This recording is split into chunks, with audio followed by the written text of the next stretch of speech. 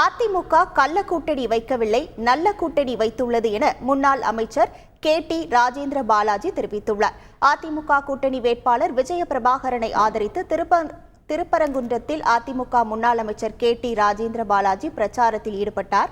அப்போது பேசிய அவர், தமிழகத்தில் பாஜக அதிமுக இடையே கள்ள கூட்டணி கிடையாது எனவும், நாங்கள் தேமுதிகவுடன் நல்ல கூட்டணி அமைத்துள்ளோம் எனவும் தெரிவித்தார். அதிமுக பிஜேபியும் நல்ல கூட்டணி, நாங்களும் கள்ள கூட்டணி வைக்கல, நல்ல கூட்டணி வச்சிருக்கோம்.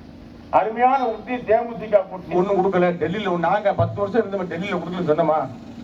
தமிழக அரசுக்கு வரக்கூடிய வருவாய், தமிழ்நாடு அரசுக்கு என்று வருவாய் இருக்கிறது. அந்த வருவாயை வச்சு அரசாங்கம் நடத்த வேண்டியதானே? அதிமுக ஆட்சியில், அம்மாவுடைய ஆட்சியில மெட்ராஸ்ல வெள்ளம் வச்சு அம்மா போய் நிதி கேட்டாங்களா? இப்படியா டெல்லியில போய் நிதி கேட்ட சட்டம் கொடுக்கணுந்தாங்க? தன்னுடைய நிதியை வச்சு கொடுத்தாங்க. திமுக ஆட்சிக்கு வந்ததிலிருந்து டெல்லியை குறை சொல்லுவது, இல்ல எடப்பாடியாரை குறை சொல்லுவது, இல்ல அதிமுக குறை சொல்லுவது, இதுதான் நடந்துட்டு இருக்கக்கூடிய எந்த விதமான ஆக்கப்பூர்வமான திட்டங்களும் திமுக ஆட்சியில் நடைபெறவே இல்லை. 3 வருஷத்துல 3 லட்சம் கோடி வாங்கியிருக்காங்களே, என்ன திட்டத்துக்காக வாங்கினீங்க?